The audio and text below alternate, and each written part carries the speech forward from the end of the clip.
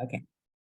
So this is Pathways into Judaism, Judaism 101, and we're going to be looking today at the Jewish calendar. So I thought we would sort of begin with a conversation just in general about people's feelings about the calendar, the Gregorian calendar. You know, I'm just sort of like, and the reason I say that is because I have always been a calendar nut. When I was little, I had my own calendar and I had stickers on my calendar and I knew when my birthday was and when this was so I'd love to sort of hear thoughts just about your feelings about the calendar. Some people don't care. So, it would be wonderful if you would all just share a few thoughts. Who wants to start?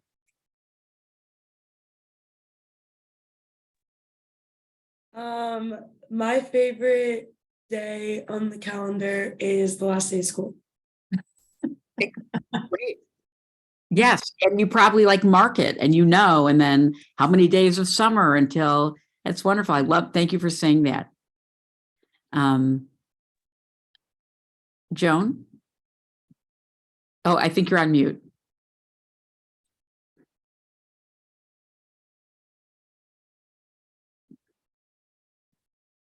Uh-oh.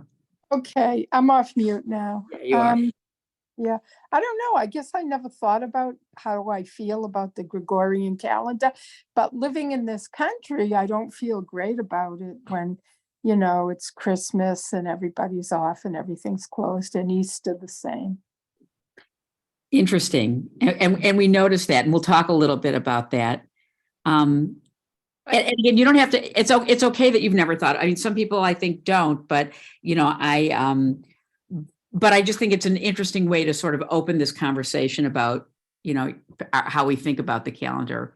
Pat, any thoughts from you? I like it, and I like the little day planner, the planner ones to go back and go through the years, and then I have a smaller one that's just hanging on the wall in the kitchen. So I may be more like you of it. I just do like to know, and then it's great to look back and forget about the things you did sometimes, and you look back through a calendar and it reminds you, particularly that, by the way, that's one of the disadvantages of having everything in an electronic calendar. There's no written record of what happened. If your phone dies, it's over.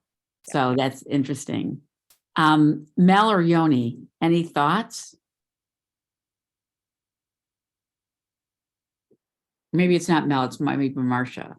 Yeah, it's Marcia, spelled just like you do. Okay.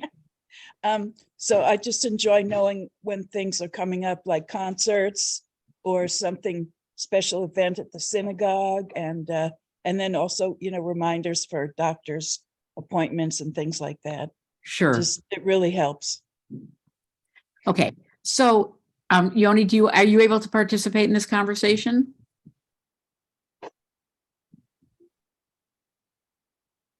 Okay. Hopefully that. So annual, so some of you mentioned annual highlights in the Gregorian calendar are, let's just say, I mean, obviously school starting, although different schools start at different time, but of course there's the major sort of, I'd say Christian holidays of Christmas and Easter and certain things. And then of course there's the Monday holidays. There's the 4th of July, and then there's 4th of July weekend. And then there's Thanksgiving and Thanksgiving weekend. I mean, there's all of those also. So one of the things I remember having this aha moment when I realized that if you're an American, basically Christmas starts at Labor Day. Why? What does that mean? Christmas starts at Labor Day? Well, first of all, the minute it's Labor Day, how do you know that Halloween is coming in 2 months? Because in our commercial society, everything turns pumpkin.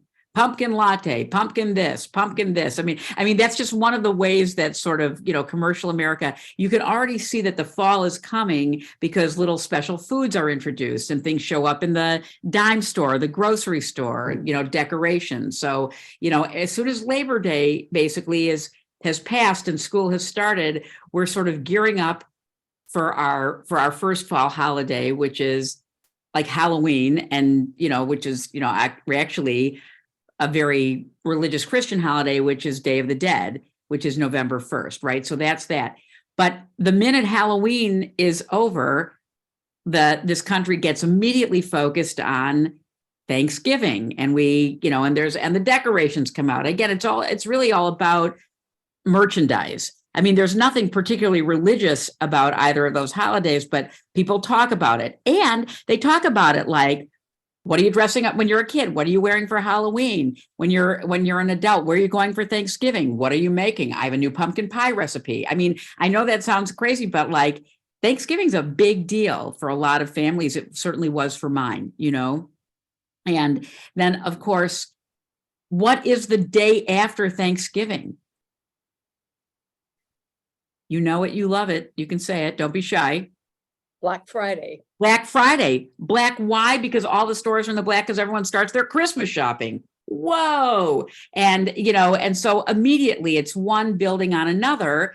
And again, there's a reason why I'm telling you this. This is not to analyze the Gregorian calendar. And of course, and then once Christmas happens, by the way, there's that sort of sacred week between December 25th and January 1st, which, is really whether it's real or fictitious, the birth of Jesus till his bris, which is on the 1st of January, right? That's the Feast of Circumcision, which is how it became. It's a festival in its own right? It's very Jewish. January 1st is a very Jewish holiday, actually, if you believe that Jesus was born on December 25th. And then after that, you sort of recover, and then you start the whole thing over again. But what I'm saying is, I hope you can sort of see the psychological through line that happens in commercial America, which starting in the fall, it's like one big buildup to the, holiday after holiday after holiday. And then of course, there's a lot of disconnect, like when you think about in January. That's one of the reasons why America instituted these Monday holidays: Martin Luther King weekend, President's Day weekend. And of course, people even think about this, like even in America, like Super Bowl Sunday has become its own kind of sacred event. I mean, like I used to schedule stuff on Super Bowl Sunday, but nobody came. Now, I didn't happen to be a football fan, but I was like, it didn't take me long to figure out I don't do that, right? You just don't do that. And then, it goes on. And so, okay, I just wanted to sort of, but really what I also want to highlight is that Halloween would be a lot less exciting if there weren't decorations and preparing and putting the stuff in front of your house and carving your pumpkin and buying your candy. It's all about preparation for the big event when you put on your costume and you go trick-or-treating or you go to this party. And the thing that's really the most important thing to know about the Jewish calendar, we can talk about the technicalities and the legalities about it, but the bottom line is everything is about preparation. Nothing in Judaism happens in a single vacuum.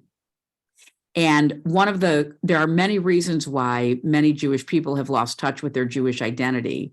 And the most important is that in America, there is no connection for most assimilated Jews to the Jewish calendar. And that's what's missing. There's not a sense of excitement or anticipation for any of our holidays, right? Because, we might know where we're going for Rosh Hashanah dinner and we might go to synagogue, but in our tradition, we start preparing for Rosh Hashanah in July. That's what I'm going to talk to you about. How does that happen? What is she talking about?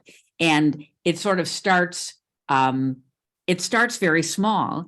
And it starts with the fact that for a family that lives by a Jewish schedule, the whole week is centered around the Sabbath.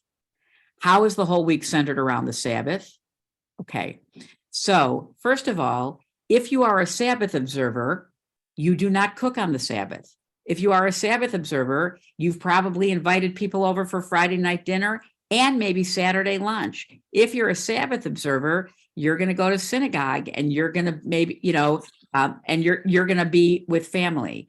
But the thing is, if you can't cook, it's all about food in some ways. If you can't cook on the Sabbath, when are you going to cook? you're going to have to cook Wednesday and Thursday and Friday morning so that all your food for the Sabbath is ready and prepared.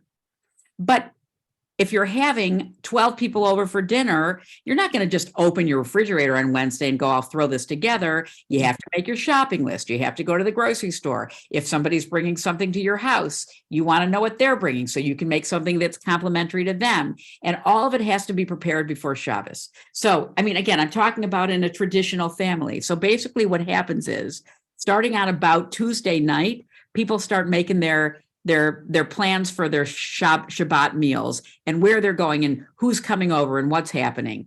And then, you know, if you're a working person, you cook at night. If you're not working, you can cook during the day. If you're working from home, whatever. Then Friday comes, you light the candles on Friday at sundown, and everything in your house is just perfect the way it is. No, there's nothing else to be done. Your company comes over for dinner, or you go to somebody's house, you have a wonderful meal. Well, this is not a class on the Sabbath, but you have 2 candles lit so that your house stays light during the whole evening. Think about a time before there was electricity. You have a wonderful meal. You go home. The next morning, you go to synagogue. You see all your friends in synagogue. You go to somebody else's house for lunch that was cooked before Shabbat and warmed on a platter called a blech.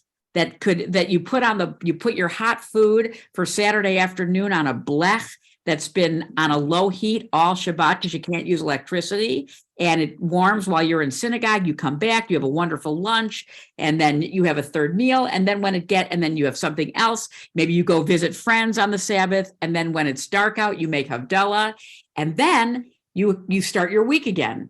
Okay, but then if all people are talking about is where'd you go for Shabbat? What did you do? How did you have it? I had such a good time. Next. And so you're sort of decompressing from the greatness of Shabbat on Sunday and on Monday. And by Tuesday, what are you doing? You're thinking about your meals for next Shabbos. It's all about the food. And that's really, it's not just about the food. It's also if you're teaching or if you're doing this, but where you're going to go. So if you think about that, all the Jewish holidays have that lead up to. And what I want to share with you is that there's a string of festivals that start with really interesting Jewish customs in the summer that help us build to get ready for the new year, and then the day of repentance, and then the holiday of Sukkot, when we celebrate for 7 days outside, and finally the culmination of the reading of the Torah till we collapse, we fall down. It was 4 months. We take a rest. Hanukkah shows up in December. That's a little like ray of light in the darkness.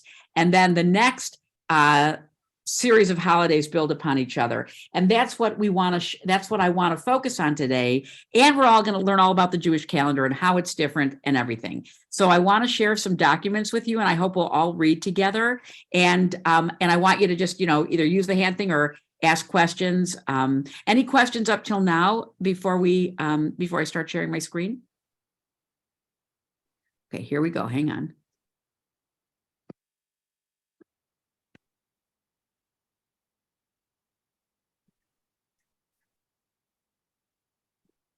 One of the other reasons I'm really excited to share with you all these online resources. I used to teach this class in person, but now there are what you can access online today is very different than even what you could access 15 years ago. And I want to show you a variety of resources that you yourselves can turn to if you're looking to expand your information. So the first thing I want to share with you is actually put out by PJ Library, which is through the Harold Grinspoon Foundation, an organization that sends Jewish books to families with little kids. But they also have a lot of resources. So here are frequently asked questions about the Jewish calendar. And we're just going to go in an order and everyone will read. So we're very lucky when we get to Dina's family because we have 3 readers. So it'll take us a long way. So first of all, the top 8 questions that people ask about the Jewish calendar. Pat, how about if you do number 1? So I'll ask you all to unmute, including you, Marcia, and you, Yoni. When did the Jewish calendar begin? According to the biblical book of Exodus, it's precisely when the Israelite slaves are about to go free. that we see the first appearance of the Jewish calendar as a map for their journey into freedom, because free people have control over their own time. It says, this month of Aviv, literally springtime, later renamed Nisan, Mhm. will be the first month of the year because it marks your exodus from Egypt. Great. Okay, that's not everybody knows that. Joan, can you do, this is a question. Sure. Why do Jewish holidays sometimes come early and sometimes late?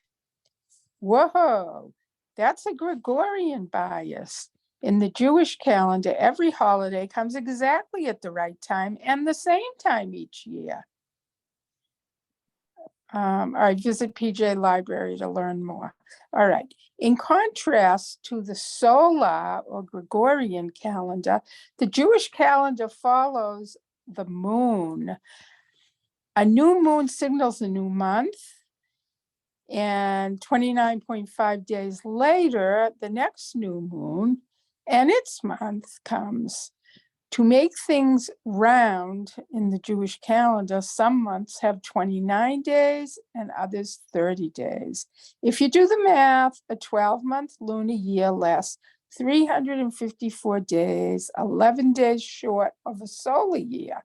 So if you only follow the moon, your holidays fall 11 days earlier each solar year, and before you know it, the springtime holiday of Passover shows up in winter, and the winter holiday of Hanukkah has crept into summer. In the lunar, only Muslim calendar, the month-long fast of Ramadan comes 11 days earlier each year, and as a result, can fall in any season. To keep each Jewish holiday in its intended season, a leap month is added in the Jewish calendar every 2 or 3 years. Relative to the Gregorian calendar, there's a bit of sliding around, hence the early and late effect, but all within set limits. Beautiful, thank you. And so that's the interesting thing about Ramadan, because the Muslim calendar is strictly lunar. So in every 36-year period, Ramadan will be, it's basically, if they lose 10 days a year, it's basically every 36 years, it'll return to where it was 36 years ago. So sometimes Ramadan's in the winter and sometimes it's in the heat of the summer.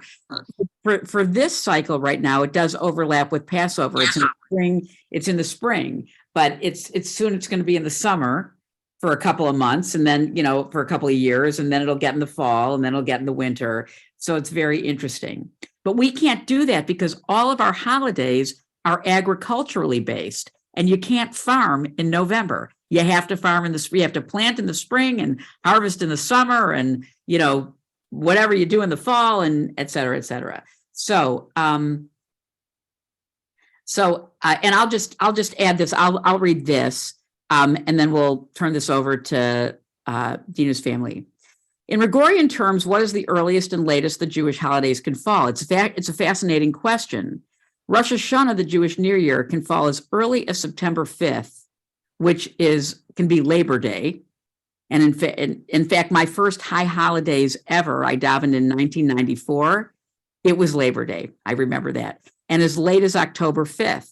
So a 30-day span with how late the holiday can start. And remember, if Rosh Hashanah is October 5th, that means Yom Kippur is October 15th, which means that the fall holidays could even sidle up to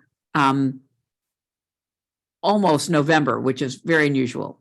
Hanukkah, the Festival of Lights, can be as early as November 28th.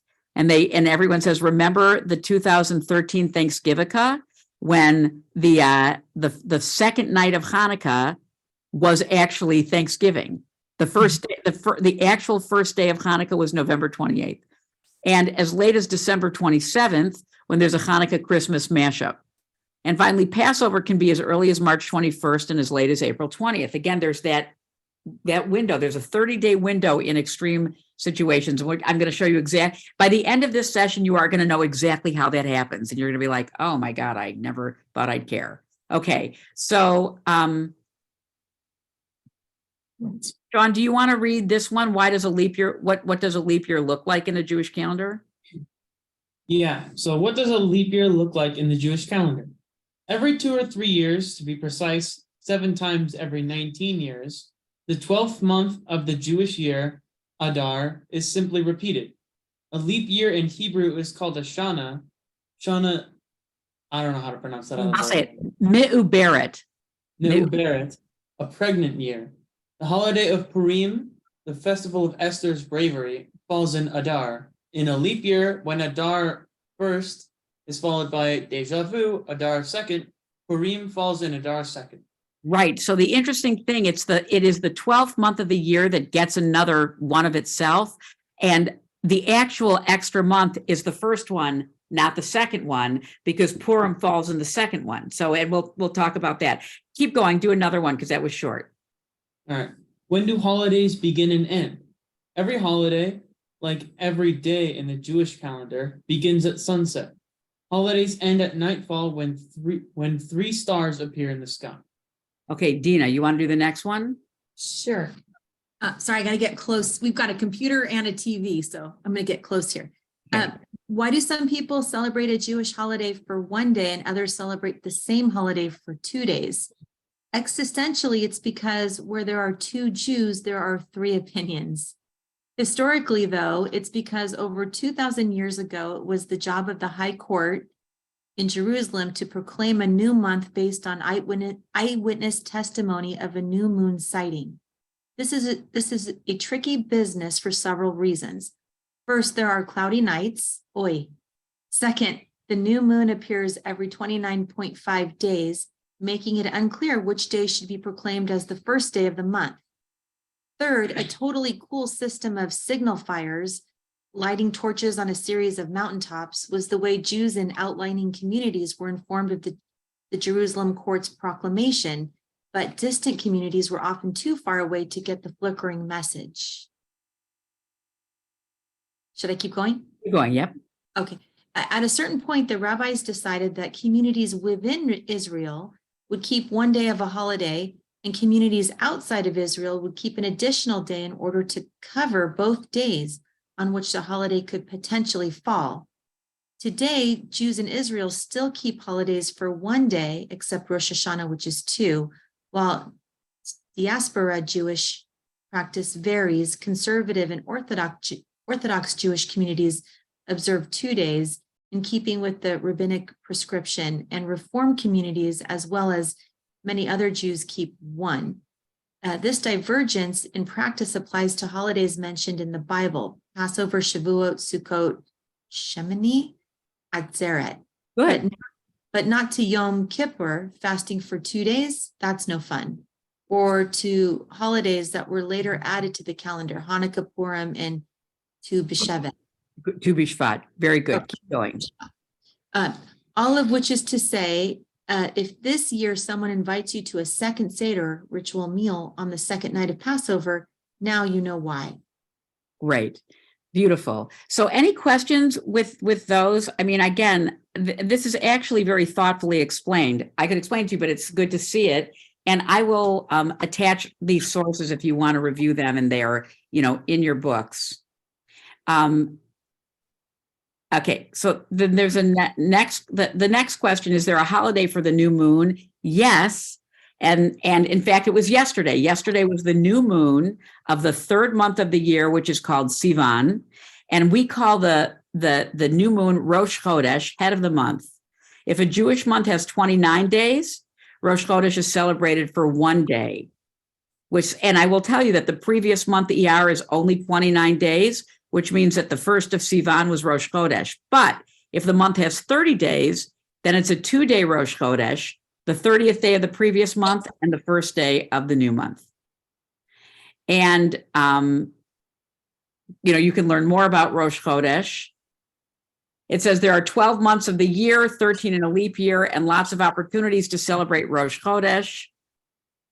But of course, that's nothing compared to the most ubiquitous holiday on the Jewish calendar, which I opened with, which is Shabbat, a holiday that comes every week.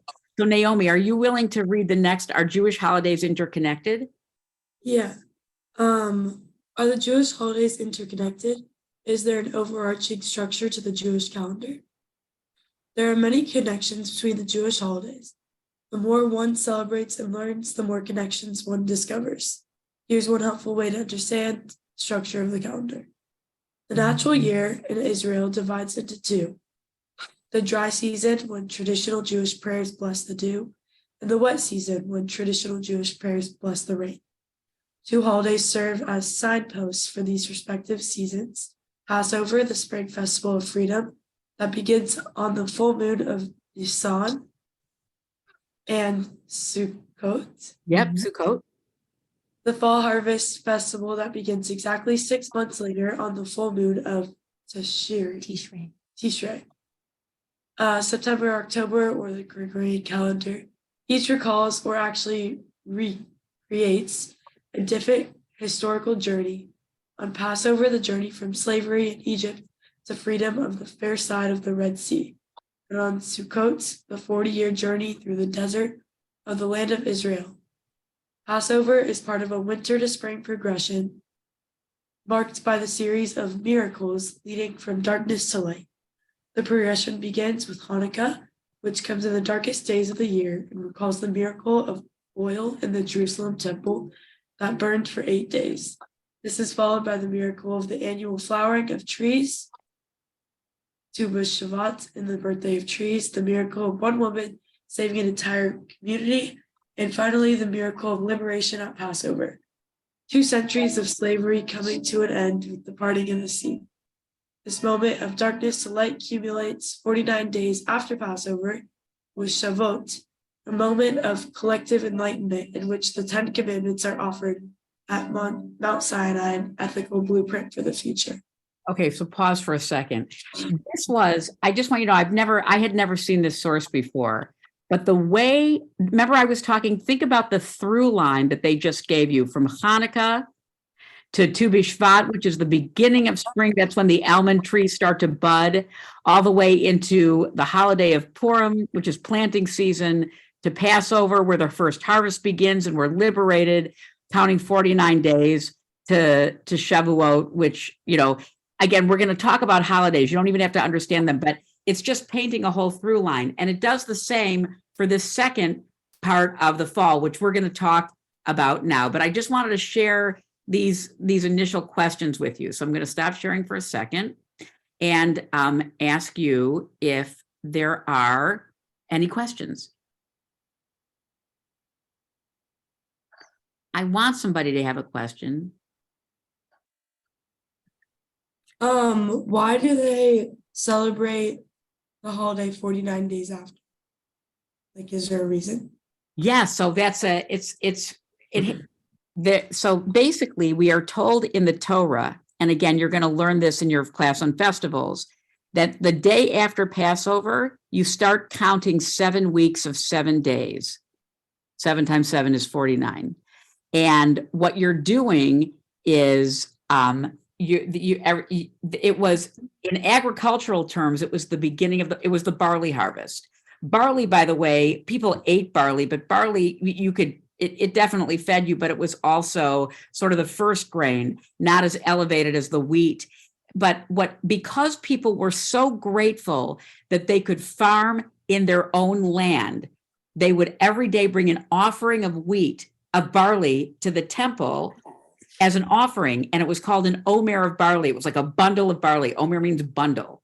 And so every day, for the privilege of being able to farm and harvest in our land, we'd bring a bundle of barley, 49 days, and that would lead up to what we call the Feast of Weeks. Now, 7 is such a holy number, it's God's number, that there's something, if we think 7 is awesome, 7 times 7 is even more awesome. That's why the number 49 is so sacred, and 50 is like the big party.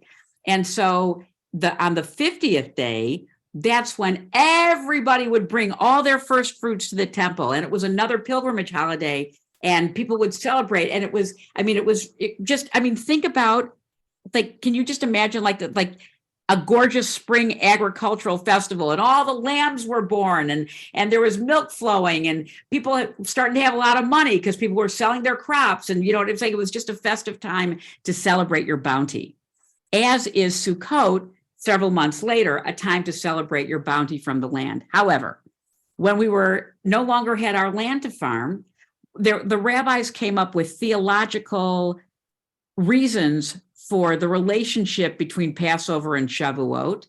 And they say that if you read the Torah and you count the days where it says the Israelites walked here and they walked here and they crossed the Sea of Reeds and then they stayed here, they camped here, and you count it in 49 days, it is 49 days from leaving Egypt to being at Mount Sinai and receiving the Torah. So the rabbi said that those 49 days are that intermediate journey from getting liberated from Pharaoh, but not yet truly being free until we had the guidance of the Torah. It would sort of be like, think about it, like, what would your life be with no structure? Your mom says, okay, you can do whatever you want for the rest of your life. You're like, okay, now what do I do? You know, I mean, so the idea of the Torah as a guide, as a way for us to help structure our lives through sacred time is a big piece of why revelation on Mount Sinai is so important, and that relationship between being redeemed and getting Torah. So that's just I don't know if that's why 49 is so important. And 7 times 7 shows up again in our tradition. I want to share my screen again. Now we're going to sort of dig a little more into the details. Can you all see the screen? Okay. So I'm going to make it bigger.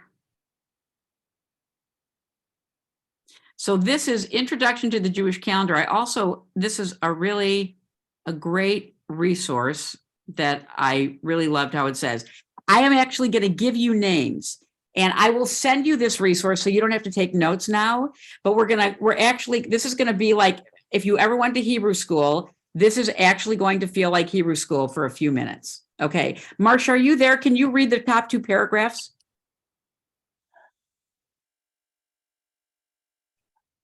Yes, no. Okay. Days and weeks. The Jewish day begins at sunset. The status of the period between sunset and nightfall is doubtful. For some purposes, it is treated as part of the previous day at the end of Shabbat, when the prohibition of creative activities, melacha, remains in force until nightfall. Books and computer programs for conversions between the Jewish and Gregorian calendars are based on the daylight portion of the Jewish day. For instance, if you know that one of your ancestors was born on 26 Nisan 5580, you will find that this corresponds to 10 April 1820, but the actual birthday may have been the previous day, 9 April 1820 in the evening. With the exception of the Shabbat, the weekdays have no names. They are simply numbered Aleph Yom Rishon, Bet Yom Sheni, Gimel Yom Shlishi, Daled Yom Revi'i, Hey Yom Chamishi, Vav Yom Shishi. Beautiful. The week culminates in the 7th day, the Holy Shabbat, Shabbat Kodesh, abbreviated Shin. Okay. So that's right. So by the way, I mean, one of the things at the end of this class, you are all going to know your Jewish birthday. I'm going to show you how to find it. But, you know, I know my Jewish birthday, and actually we'll talk when we talk about a leap year, I'll tell you a very funny story. But so we don't, so in the Jewish calendar, there's not Monday, Tuesday, Wednesday, Thursday. It's the first day, the second day, the third day, and it's all with respect to Shabbat, because after Shabbat, you start all over again. So day 1 is the day after Shabbat. Okay, hang on a second. Yoel,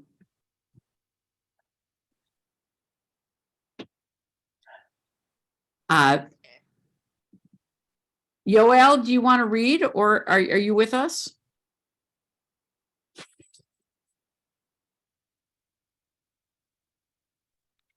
Yes. Okay, so do you want to read these top 3 paragraphs about the months? Okay. months. The Jewish month is based on the lunar or synodic month, the time it takes for the moon to circle the earth. Since the exact duration of one revolution is a little over 29.5 days, the length of the months normally alternates between 29 and 30 days. A month of 30 days is called male full. One of 29 days is chaser, defective. Yes. There are 2 months which are male in some years and chaser in others. Okay, I'm just gonna say, it's not male, it's Malay, which means Malay. full, and Sorry. Chaser, which means less than. Keep going. You're doing great, Yoel. Thank you. The month begins with the appearance of the new moon. In the time of the temple, the Sanhedrin, the highest court, sanctified the new month when 2 witnesses had actually sighted the moon. In the middle of the 4th century CE, a fixed calendar was introduced. Let me see. In the Torah, the months are numbered. The first is the one in which the Exodus from Egypt occurred. I'm You can not sure how to say that. Yetziat Mitzrayim, which means the Exodus from Egypt, and Mhm. later, And later names of Babylonian origin were adopted. okay. And by the way, we're going to look at a Wikipedia chart that actually shows you how these are really Babylonian names. I always knew that, but it's really interesting. We'll look at that. So the first month of the year, the equivalent of January to the Gregorian year is Nisan. Then ER ended on Friday. Sivan began, no, excuse me, ER ended on Saturday. Sivan began yesterday. So today is the second day of Sivan. Then it will be in Tammuz, then Av, then Elul, Tishrei. Now, I just want to say Tishrei is when Rosh Hashanah falls, Yom Kippur, and Sukkot. It's like the big thing. Let's count what number month it is. Nisan is 1, ER is 2, Sivan is 3, Tammuz is 4, Av is 5, Elul is 6. Tishrei is the 7th month. And it's no accident that all of our sacred holidays are big, sort of like associated with atonement and real reconnection with God fall in the 7th month, just like the 7th day is God's day. Tishrei is almost like God's month. Then we have Cheshvan, then Kislev, which is when Hanukkah falls, then Tevet, Shvat, which is what the 15th Shvat is the beginning of spring, Tu B'Shvat, then Adar. Okay, keep going. So I just keep going, Yoel. Bring us home with these last 2 sentences. The first day of each month, with the exception of Rosh Hashanah, the Jewish New Year, is Rosh Chodesh, head of the month. Good. And so is the 30th day of the preceding month, if there is one. For example, if a gravestone inscription mentions the first day of Rosh Chodesh, Elul, the calendar date 30th Av, isn't it? exactly. Now, and what they're saying is like, look at this. If you look at number 6 is the month of Elul, but there are 2, but Av has 30 days, which means the last day of Av and the first day of Elul would be Rosh Chodesh Elul. So if it says first day of Elul, you're actually talking about the 30th of Av, but we're going to look at a calendar and I'll explain that to you. Before I go on, like this is pretty detailed. Let me just look at you for a second and see, is anybody following this? Is this making any sense? Can I get a thumb nod or like a heads up? Like, yes, I have some clue about what you're talking about. Okay. Is the Horn family good? Okay, here we go. All right. So, Lisa, welcome to this class. We're studying about the Jewish calendar, and the whole thing was recorded so you can catch up whenever, you can sort of fill in the blanks, but we're so glad you're here. So Lisa, do you want to read for us the section about years? Are you comfortable?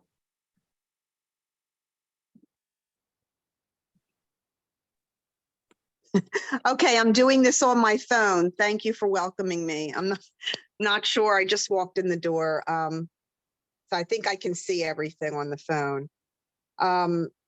Okay. An ordinary year consists of 12 months. When Cheshvan has 29 days and Kislev 30, it is regular. Casidra, both have 30 days. It is complete. Shlema, or excessive, and if both have 29 days, it is defective. Thus, an ordinary year can have 353, 354, or 355 days. That's like really complicated. Keep going.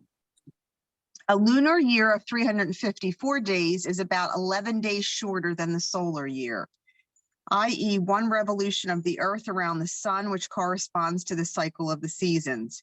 If the Jewish calendar were based exclusively on the lunar year, Pesach, Nisan would fall in the spring in 1 year, in the winter a few years later, then in the autumn, then in the summer, and after about 33 years in the spring again.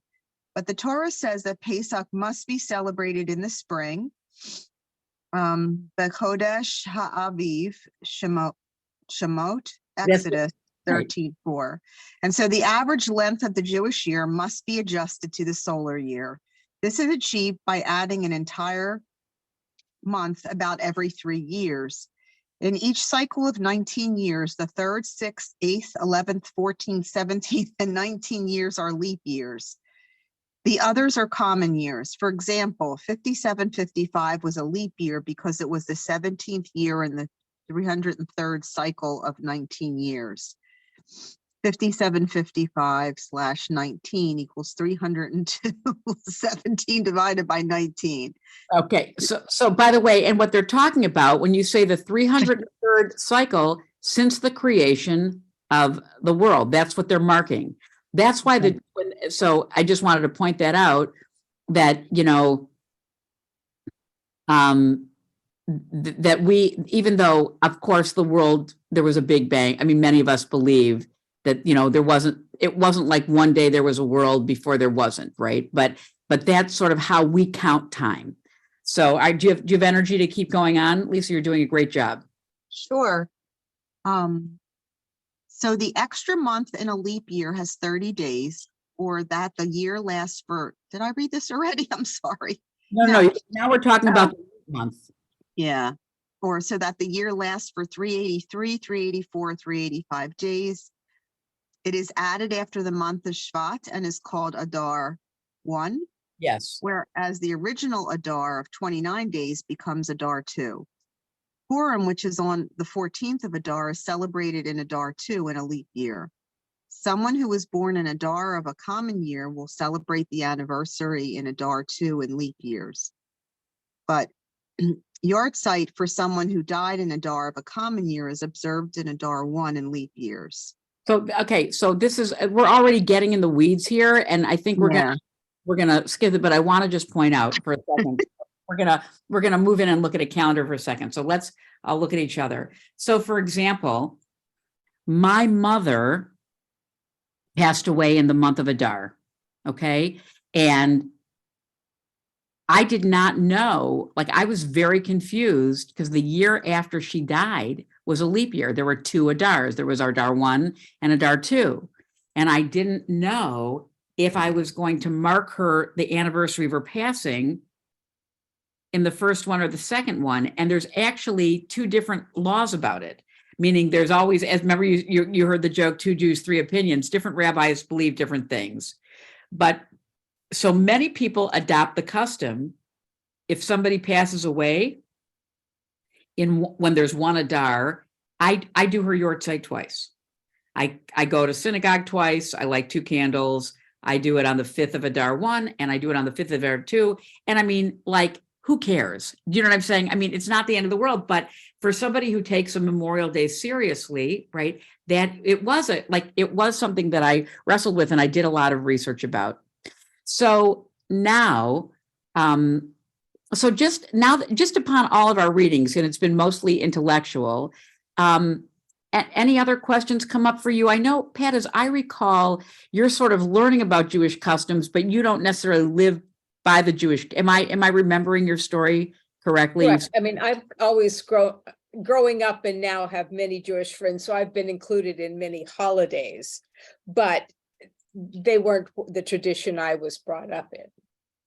And so of what you've heard today, what sort of has made you go, oh, I didn't know that so far? I'm just curious. Well, I mean, I do like calendars, and I was just reading something on the Celtic calendar and their influence, because until that 5th century,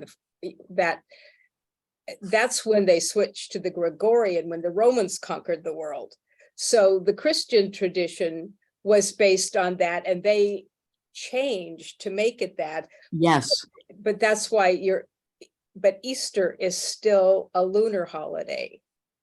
Yes. I was just making connections as we went to Christmas is fixed, but Easter can be from March to the end of April. Because it's based on Passover. That's right. So it is in the 40 and 49 days of the different things. There were just connections firing in my head. The other thing that's really interesting, just so you know, about Easter is that it is based on Passover, but it's also based on the spring equinox. Right. Right, the equinox. And when there's a leap year and Passover is late, actually Easter will be before Passover, because it'll be a month before. You know what I'm saying? There are, like, every 4 or 5 years, Easter is not the Sunday after Passover. It is this year. It was the second day of Passover, but it'll be because it is both connected to the equinox based upon the calendar that it follows, and also this. Okay, but great. So thank you for sharing that. Horn family, any questions? Marcia? Joan? I'm good. You're good. Okay. Should we keep going? Yeah. I know it's okay. So I want to share something else with you. So hang on a second.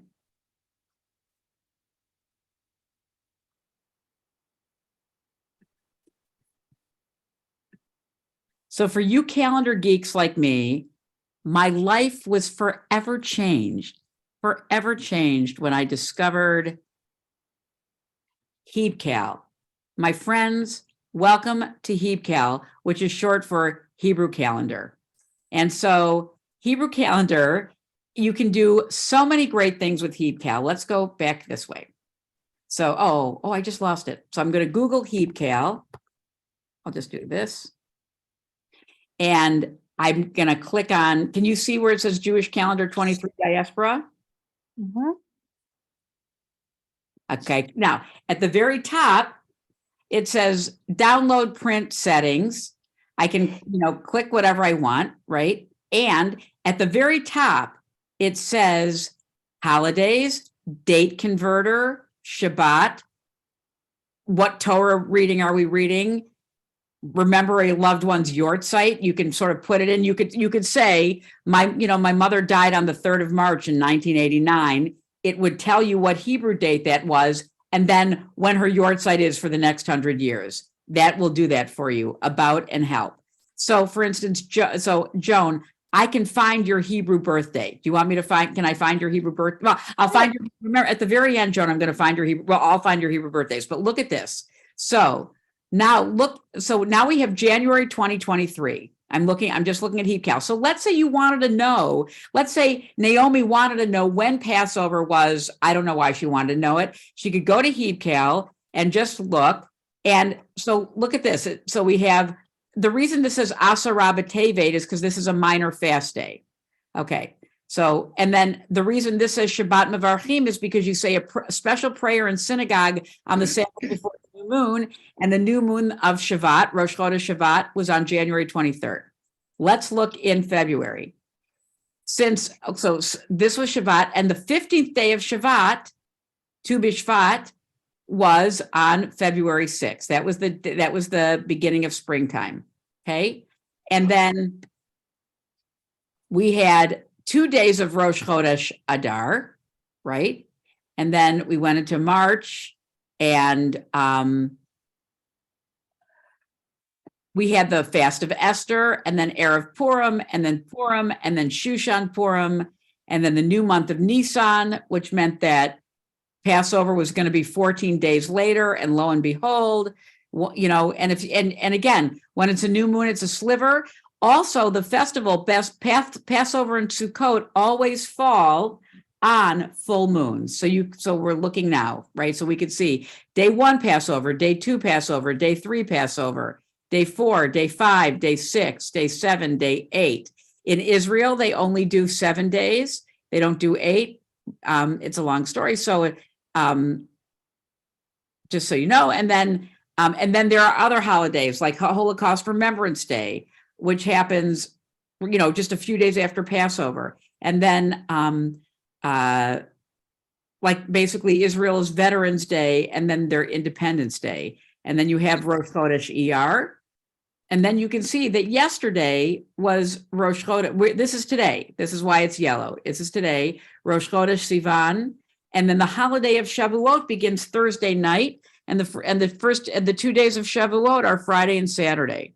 And again, what people do is, in order to get ready for getting the Torah on Sinai, is many people stay up all night on Shavuot and study, and then go to shul in the morning, and then go home and go to sleep. So this is the calendar, but I'm just showing you how it works. So if you ever wanted to find something like this, you could, what this was. Now, like, my birthday is this day, and if it won't happen that way. Okay, never mind. So now I'm going to the top. So let's go to date converter. Okay, so Joan, tell me, can everybody see where it says date converter? Yes. Okay. Yes. So what you can see is that today is Monday, the 22nd of May, which is the 2nd of Sivan, as I told you, in the year 5783 from the creation of the world. That was the 303 times 19 or whatever. Okay.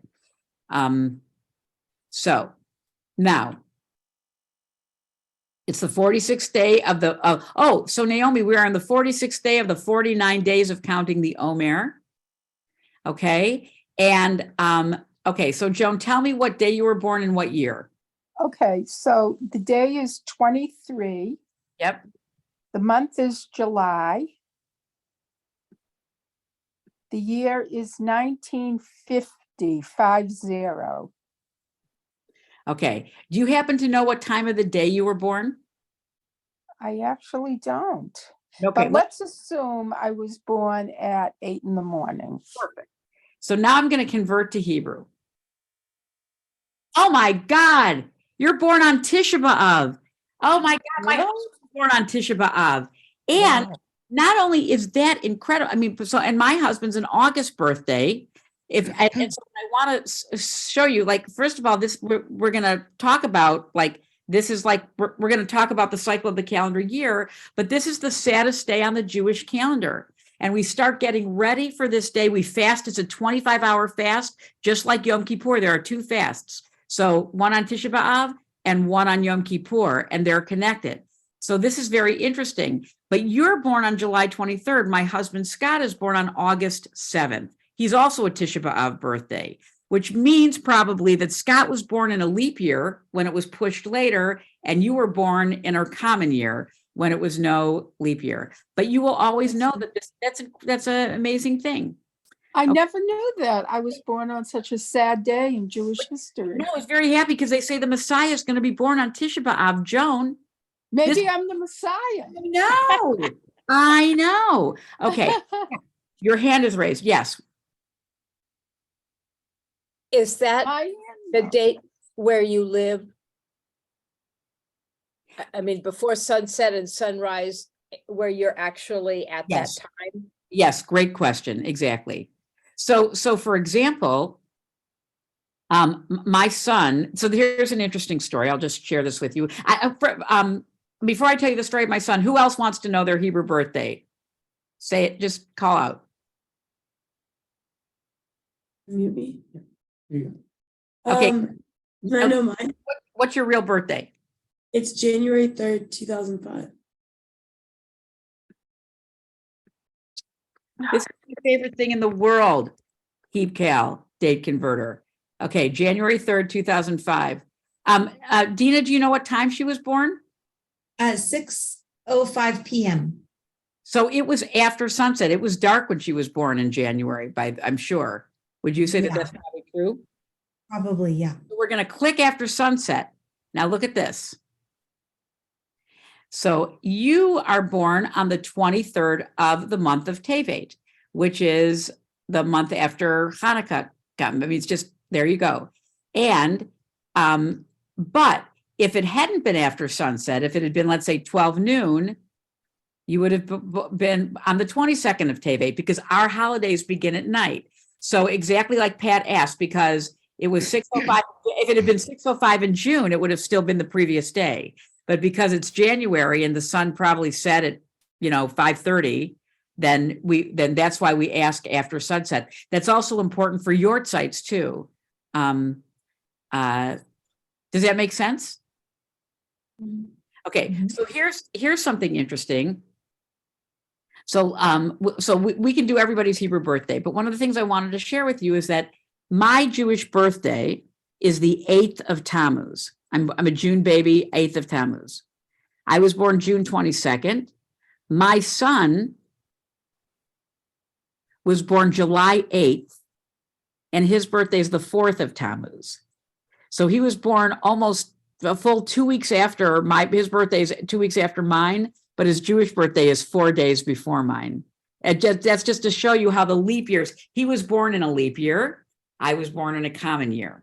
Okay, so now I want to just share with you a few more things, if I may. Is that okay? So I'm sort of giving you a lot of stuff about the Jewish calendar, but I want to talk about the relationship. We'll go back to the calendar in a second of like how is Tisha B'Av connected to Sukkot and what now. I'm just going to share my screen here. So I just want you to know I have no shame.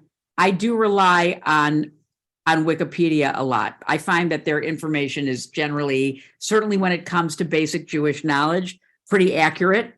And you can find a lot of great charts here and stuff like this.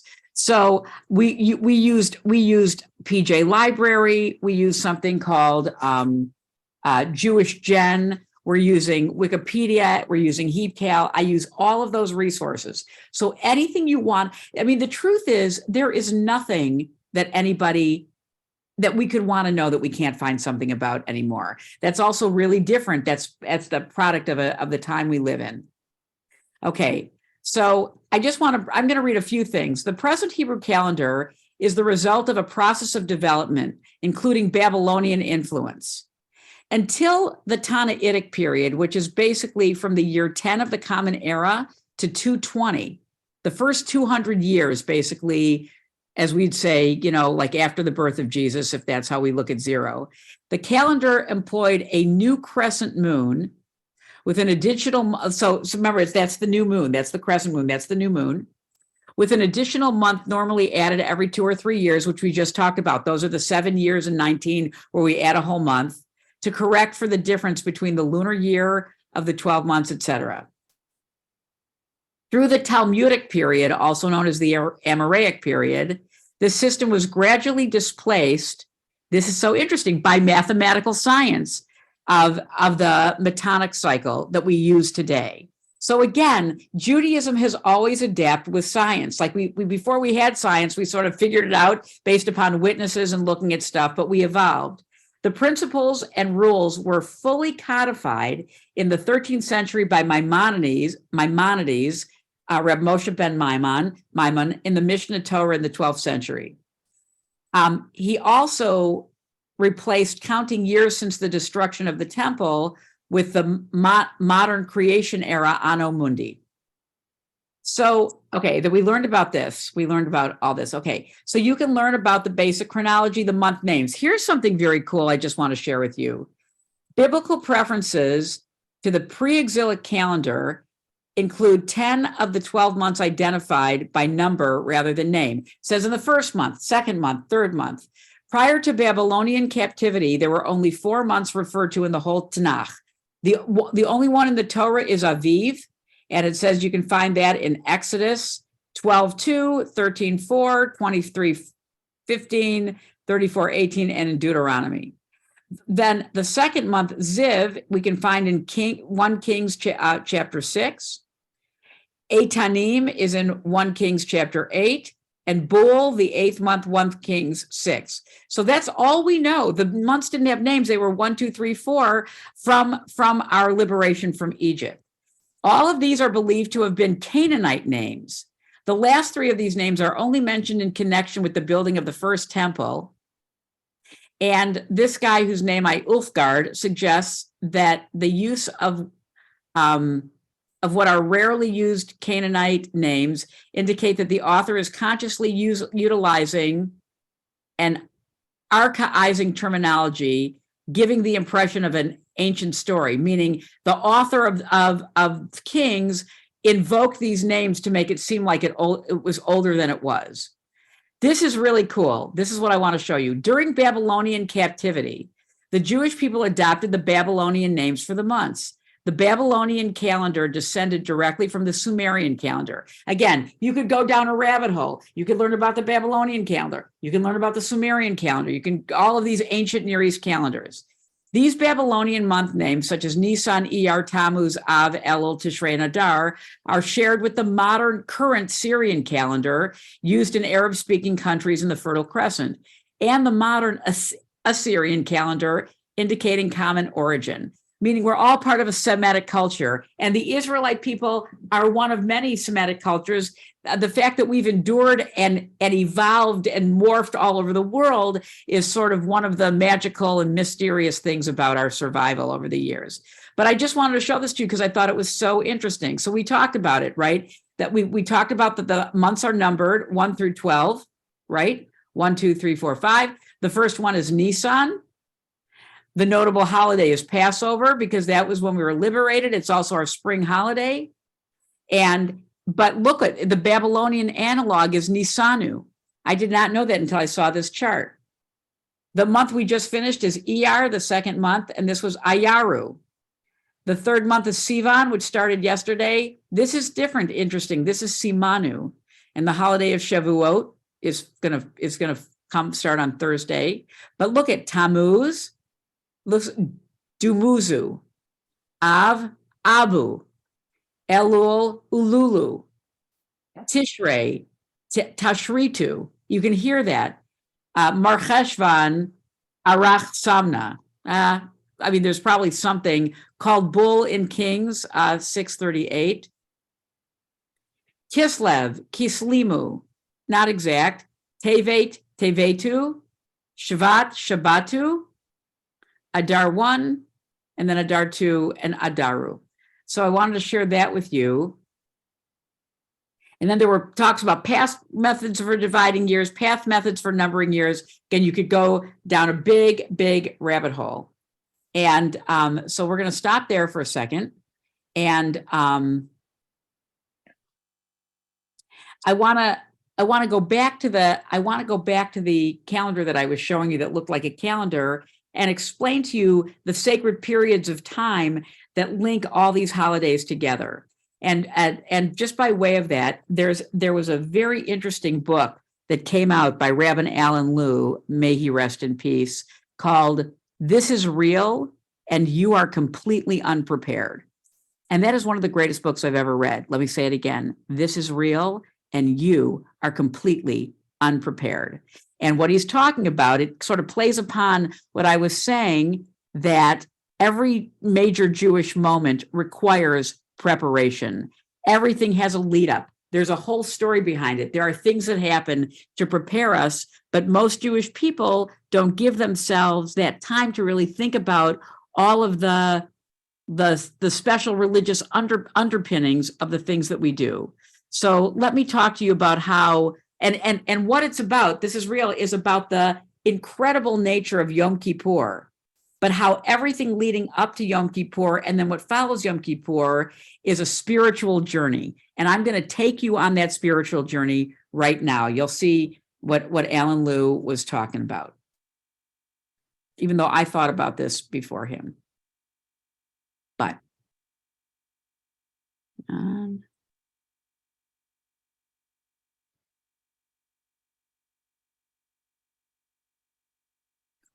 trying to go to the calendar.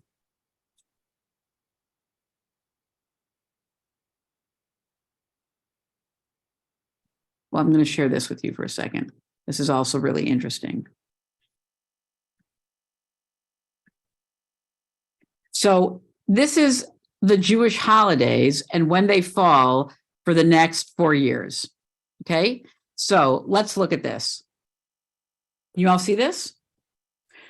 Rosh Hashanah last year, 2 years ago in 5782, was September 6th and 7th. It was very early. It was almost as early as it can be. It was also a Labor Day.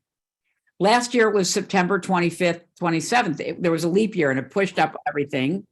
This year was not a leap year, so it's September 15th, 17th. But next year, 5784 is a leap year, so it's going to be almost as late as it can be. Rosh Hashanah is going to be October 2nd through 4th. Remember, the latest it can be is October 5th. So you can sort of just see, you know, when they're talking about holidays falling early or late, it has to do with whether there was a leap year or not. So so for Hanukkah, that's like what we care about so much. So in 5782, actually the first candle of Hanukkah, 5782 was the night of Thanksgiving.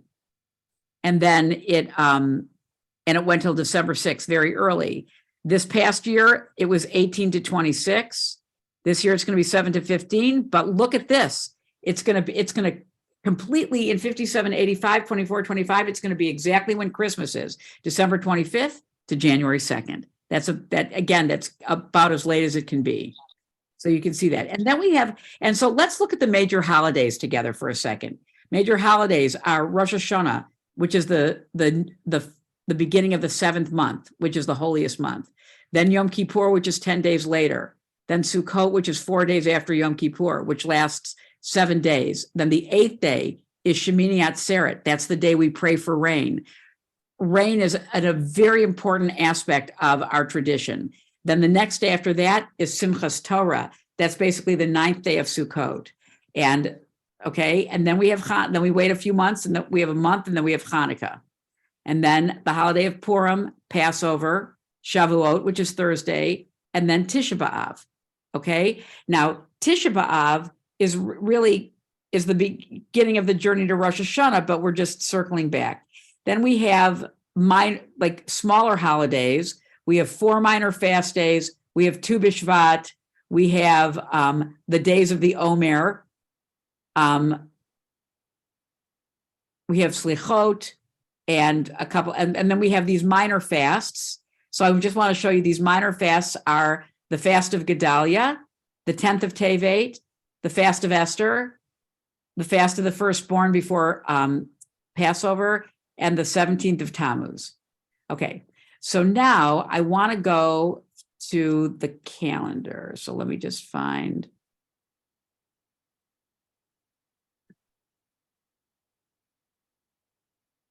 I'm trying to see how I go to the calendar.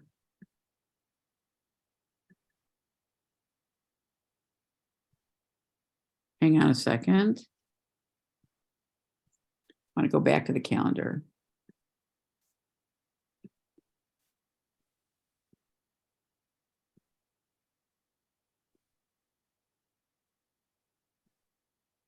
So do you guys see the calendar now? No.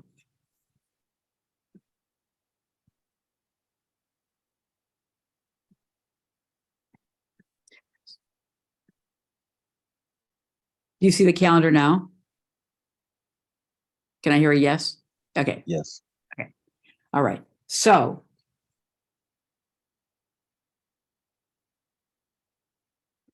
I'm going to take you through 2 cycles. When Shavuot comes, there's going to be a lull. Nothing's going to be going on for a while. It's basically the heat of summer, we get a break.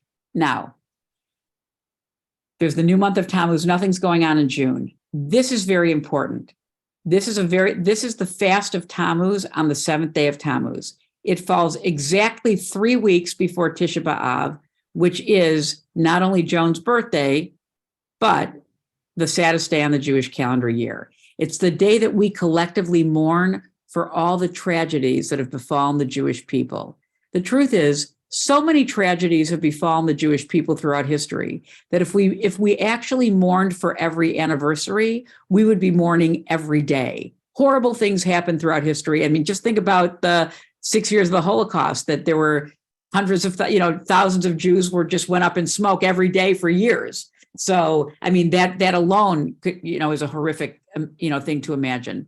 So what we do is, this is a minor fast day that recounts when the city of Jerusalem, in the year 70, when the walls were breached to destroy the second temple. Okay, from the time of the fast of Tammuz, these 3 weeks leading up to Tisha B'Av, there are things that people do to get ready to feel like they're in a state of mourning. People stop eating meat. People stop drinking wine. People do not cut their hair. These are things that we would do if we were in mourning. People do not shave their beards. People do not buy new clothes. People do not go dancing or to movies or to concerts or have fun. They treat these weeks, they can go to work. It's not like you can't go to work. You can go to work and, but you are really trying to get yourself in a mindset that, that something serious is going to happen. And on Tisha B'Av, and it gets more serious as things go on. Like for the 2 weeks before Rosh Chodesh Av, some people might still go swimming even though they won't cut their hair. But starting with it starts with the 3 weeks, but then these are the 9 days leading up to Tisha B'Av, which are taken very seriously. I don't know if anybody ever, experienced that in the past, but okay. Then after Tisha B'Av, which, by the way, we sit on the floor, we light candles, we sing all these really sad poems. We read from the Book of Lamentations. And what we're mourning is the destruction of both the first and the second temple and everything else that happened to Jewish people since then. Okay?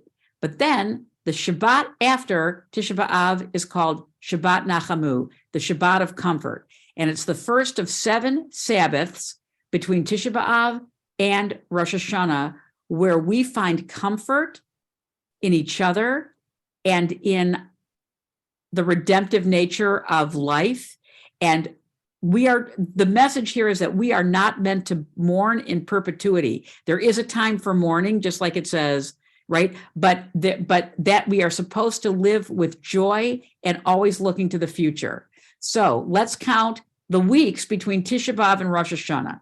So we'll start with Shabbos. So from here to here is 1 week, 2 weeks, 3 weeks, 4 weeks, 5 weeks, 6 weeks, 7 weeks, exactly 7 weeks till Rosh Hashanah. And every day, every Shabbat in synagogue, we read what we call a prophetic reading of comfort. And many things happen to help get us back in a space where we can start to feel hope and renewal. And beginning on Rosh Chodesh Elul, which is the beginning of the 6th month, every morning in synagogue, they blow the shofar, which you also hear in synagogue on Rosh Hashanah. But you hear, it's supposed to wake up your soul and help us get ready for the days of awe and atonement. But it's not a punishing. It's really like, wake up from your slumber. You're not in mourning anymore. And the world is about to be recreated. Rosh Hashanah is known as the birthday of the world. It is a celebration of true recreation. That's when the Jewish year changes. Interestingly enough, the Jewish year does not change in Nisan the first month. It changes in the 7th month. That's the year, because supposedly the world was created in the fall, but our calendar begins in the spring. Talk about how complicated that is. And you can ask me questions about that in a second. But meanwhile, what's happening is, so remember, we started with the fast of Tammuz. We got ready to mourn, to spend a whole day fasting and mourning for 25, 26 hours on Tisha B'Av. Then we come out from our fast and we start having these readings of comfort in the synagogue, and we start to get ready for Rosh Hashanah, and we buy our New Year's cards, and we start to think about, what's going to happen. We send people greetings. The custom of New Year's cards was really to reach out to people that you loved at this very special time. And then the 6th month of Elul begins, and we start hearing shofar every day, and special prayers are added to our daily prayers.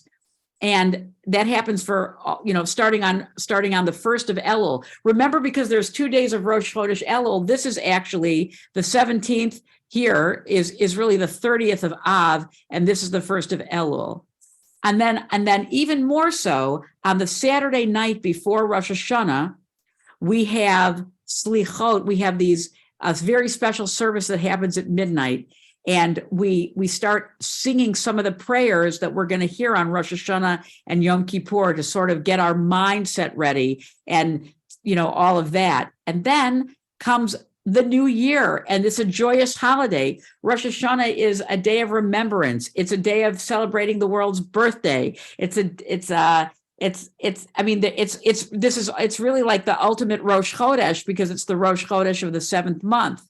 But it's also the beginning of the 10 days of repentance. Let's count those 10 days.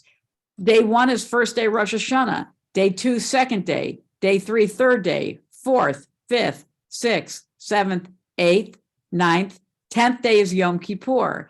And that is another fast like Tisha B'Av, but this fast is not a sad fast.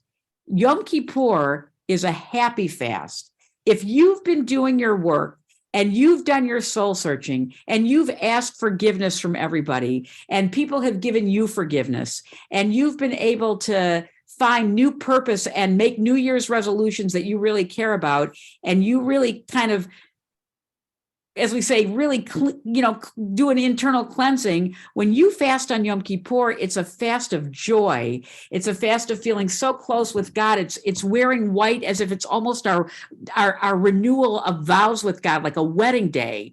That's how I look at Yom Kippur. And, it's customary in traditional circles for brides and grooms to fast on their wedding day until after their ceremony. So that's what my husband and I did. We both wore white. We both fasted on the day of our wedding, and until, which was whatever, we were so nervous anyway. But this is really considered an incredible day. And when you hear that final shofar blast on Yom Kippur Eve, it's like, wow, what a great thing. So this fast is actually connected to the fast of Tisha B'Av, which is a sad fast. That's a fast of grief and recalcitrance. But Yom Kippur is a fast of cleanliness and joy. Then we have 4 days to get ready for Sukkot, where we build our huts, because after our renewal of vows with God and feeling so close to God, we are getting ready to basically have our 7-day honeymoon with God. What's the honeymoon? That we have all of our meals and all of our learning, and sometimes we sleep in this little hut that we build, right? And it's a fragile hut. And it's supposed to be a temporary hut, a hut that you cannot use like fixed structural brick walls for your sukkah. It has to be, something that, a big strong wind in theory could blow down. And the idea is the relationship between Sukkot and Tisha B'Av. This is why, Joan, I was saying Tisha B'Av is like the most important day, is because on this day, we recognize that no matter how strong our fortress is, it can't keep God in there if human beings are behaving badly and God's presence is not, the people are not worthy of God's presence.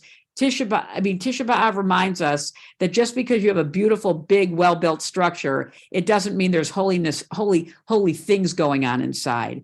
By the same token, on Sukkot, just because you have a little flimsy little sukkah with a roof where you can see the stars and little, blankets for decoration, the strength of what's inside the sukkah is the people in it, the joy they feel, the closeness to God, the closeness to each other, a sense of, renewed hope for a new year. Sukkot is an 8-day party, literally nonstop. And then when Sukkot is over on the 7th day, you stop sitting in the Sukkot, And then on Shemini Atzeret, you pray for rain. Because if you don't get any rain, you are not going to have any food next spring. And if you have no food, your holidays are not going to be very celebratory. It's all one big cycle. You need to pray for rain on Shemini Atzeret, and you hope that the rain will come in about 2 more days after you pilgrimage back from Jerusalem, so that you don't get poured on. You know what I'm saying? And then if it's a 2-day holidays in Israel, they do Shemini Atzeret and Simchas Torah on the same day. In the diaspora, we do 2 days, and then we're done. We start all over again, and we get to the month of Cheshvan.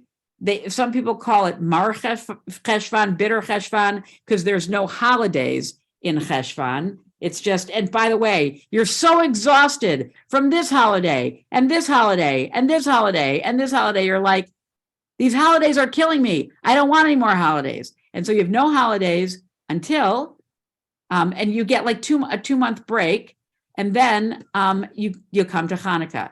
So I don't know. I know that I just gave you like a very quick through line of like how you get from the 17th of Tammuz to Simchas Torah, and a sad fast and a happy fast, and a big fancy temple, little sukkah, but they're both dwellings for God to be inside. So tell me any questions or thoughts about what I just threw at you very quickly. But you can see how one prepares for the other. If you really allow yourself to follow the calendar, everything has so much more meaning to it. Does that make sense? Yoni, anything you want to add? Yoni's, I'm not sure why Yoni is taking this class. He grew up in a very traditional home, but he's our new friend, and I'm delighted to have you here. I tell you this all the time. I like hearing your shiurim, and I learn something new. Even though I grew up religious, every time you're in a class, you learn something new that you may not have known. It's wonderful to have you here. So I will add to a few of the chagim that you went over, the holidays that you went over. That you were talking about Shmini Atzeret when you don't sit in the sukkah anymore. Amongst the Sfaradim, amongst the Middle Eastern Jews, they do sit in the sukkah on Shmini Atzeret, night and by day. And also by the Hasidim, from where I come from, my father's custom was basically he would make kiddush in the sukkah night and by day. He would have mizonot, he would have some cake or some cookies, whatever, in the sukkah, and then he would wash and have the meal in the house. So everybody has different customs, whether you're sitting in the sukkah on Shmini Atzeres or you're not, but there are some Jews who do still sit in the sukkah on Shmini Atzeres, including some of the Ashkenaz. So a lot of the Lithuanian, Litvish, will sit in the sukkah by Shmini Atzeret night and by day. So I sit in my sukkah on Shemini Atzeret, but I don't say a blessing. That's the difference. I don't say you don't say Leisha Basukah at all. Also on Shmini Atzeret or Simchat Torah. But the only difference is that you are saying the Hiratzon at the end of Simchat. So the last time you're eating in the sukkah, before you leave the sukkah, you say the Hiratzon. Okay. So now, but that we're already getting in the weeds here. But again, what I wanted to paint for you with this whole thing, starting with the conversation we had about Shabbat, how the week is centered around preparing for and then unwinding from and reflecting on Shabbat and preparing for and unwinding from. And the Jewish calendar is the same thing. There are periods where we set aside for being sad, and there are periods where we get ready to build up our joy and, for ultimate celebration. And then there are lulls. It's just like a human life. Think about your life isn't always exciting. If your life was exciting every day, you wouldn't know what it was to have something exciting because it would always be exciting. You need to have the times where a horrible, like a terrible thing happens, or, you just, whatever, not a terrible thing, but to appreciate the joy, we have to also understand that, there are times of sadness. There are also times of nothing.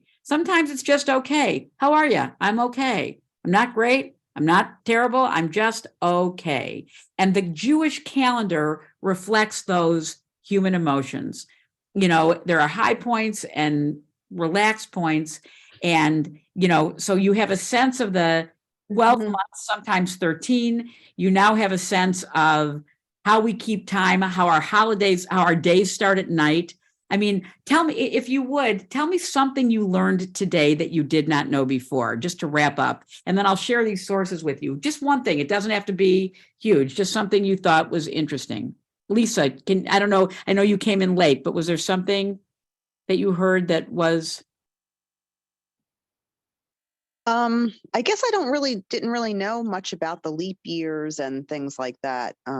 So I think that was something new for me. Great. Yoel?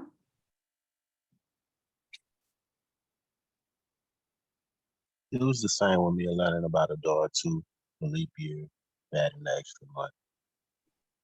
How about, Yoel, I know you took this class with, was it Lauren Henderson who taught you? No, Ariel Wopey. Ariel Wopey. So what did you learn from her in your class on the calendar? You remember? We really just went over the 3 holidays. Okay. Yes. So, but I hope you enjoyed seeing how the holidays are connected. Dina, and you can, each of you can speak, or one of you can speak. I'll give you a pass on this, but I'd love to know something that each of you thought was interesting that you learned, because I'm guessing most of this was kind of new to you, at least to the kids. I learned that like it's a different day. Like if it's like light out or dark out, that can mean it's like a different day. It doesn't start at like. That's cool. I'm glad that made an impression upon you. How about you, Dina? Well, I had never heard of some of these like other Jewish holidays, these like more minor. I mean, I know of like Purim and stuff, but there's a list of holidays that I have never heard of, which is was surprising to me. And we're going to have, by the way, we're going to have classes on those. We're going to have a whole class dedicated to minor holidays, including fast days and what they represent. So you'll learn a lot more about that. There's also several customs on fast days, also certain things that you do and stuff like that, which I can mention later. A different class. We're about to end, but Naomi, did you anything stick with you? Yeah, I learned that the Jewish calendar is centered around, well, I knew that was around like the moons, but then I didn't know the moon was 29, 25, which makes sense. Isn't that cool?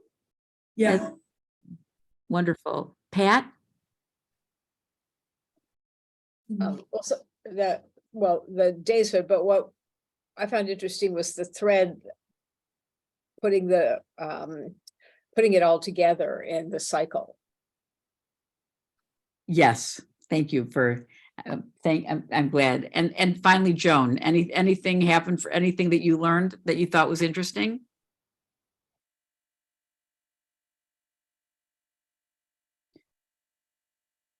Are you there, Joan?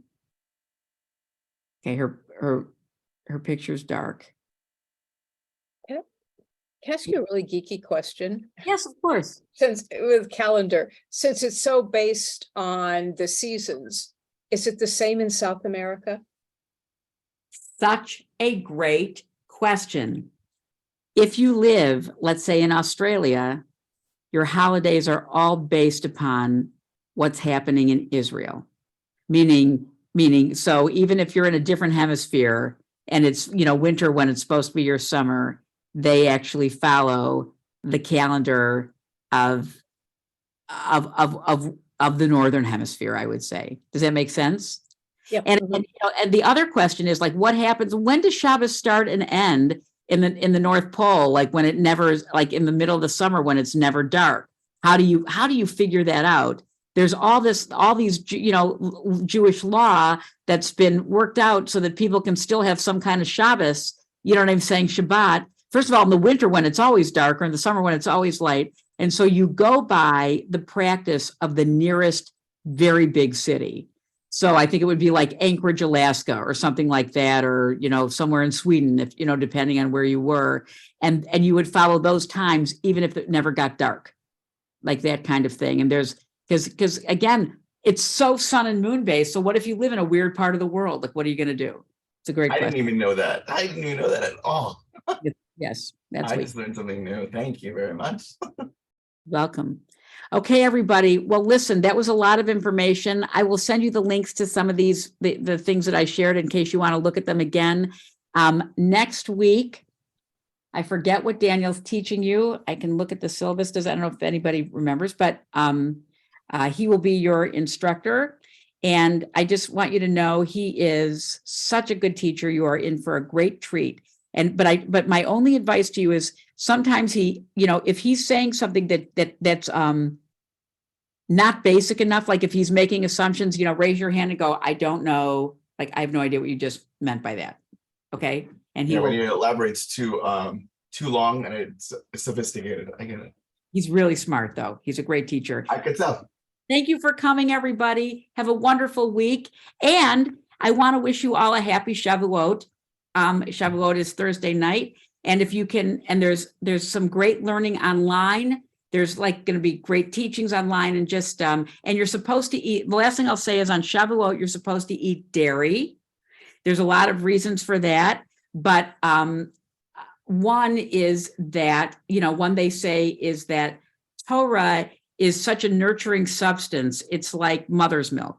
And so, or not that, I mean, people who are vegan say that we should not have cow's milk or whatever. Okay, I understand. But the point is that thinking that milk is good for your bones and good for your muscles and everything, that Torah is good for your soul and everything. And so that's why we don't tend to have, and also because the 10 Commandments, are about, ethical behavior. We recognize that the killing of animals, even when it, even though we sanction it, we wouldn't want to do that on the holiday where we're receiving Torah. So that's why our meals are dairy. That's why we have ice cream and cheesecake. So make sure you eat something delicious on Friday and Saturday. Okay. All right. Good night, everybody. You're welcome. Thank you. Thank you. Thanks. Goodbye. Have a great night.